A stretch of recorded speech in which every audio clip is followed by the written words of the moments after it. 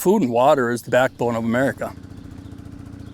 Those are the most vital resources that we have over anything else. Without either one, you go nowhere.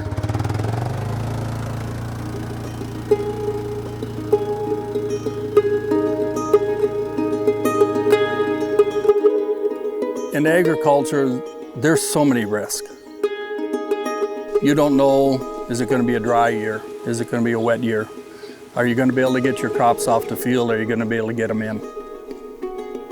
The people that survive off the ag community, they have to understand that agriculture does everything they can to provide them with good food and make sure that the water stay clean for everybody along the way.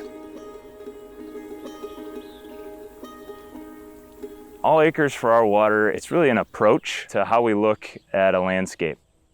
We need acres that are in agricultural production to produce food, fiber, and fuel for our nation and our world, but we also need acres for wildlife, and we need acres for water. Working with farmers to implement conservation practices, that's not a new endeavor. We've been doing it for decades now. But what we like to think is different about this is that it's really focusing on how do we make sure that that farmer can do it in a low-risk way. What we are trying to do is provide the best advice based on proven ways of implementing conservation practices to minimize some of that risk. We also provide cost share, so you're not taking a lot of extra money out of your pocket to put these conservation practices out there to provide us all the benefits that we're looking for. It's not just the farmer, it's everybody that farmer works with, all the way from the banker to the person selling them seed to the end user at the store. We need to make sure all those different stakeholders are working together to make sure that these practices are environmentally and economically sustainable.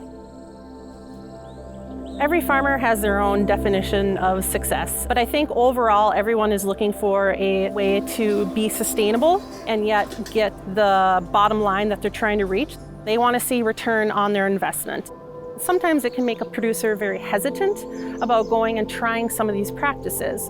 We can help overcome some of those barriers, and we can start to identify where practices may fit financially for them. One size doesn't fit all.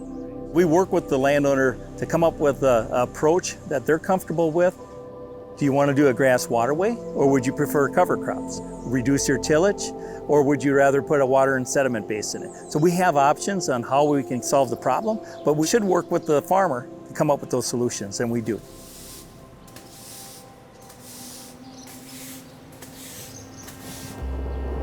I think it was back in the 90s, the first time I no-tilled beans, and I was sweating bullets the whole time I was doing it. It's like partly worried about if it's gonna flop, but that's anything when you're trying to change or get better.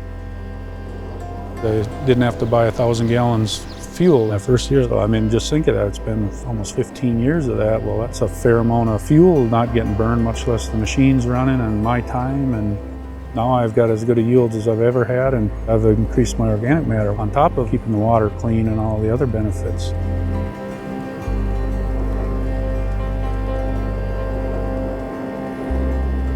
Conservation on the farm is a lasting thing. Our son and daughter-in-law, they have a conservation ethic that's above mine. I think that will just enhance the profitability and hopefully the profitability for their kids, that this can extend far into the future. One thing about agriculture, you can't be afraid to change. Change is throughout society. It's no different here. What it will look like 100 years from now, who knows? What are people's needs at that time? What is civilization going to want? We don't know that answer. But you have to evolve into that. You have to grow with that. And that's what makes you productive.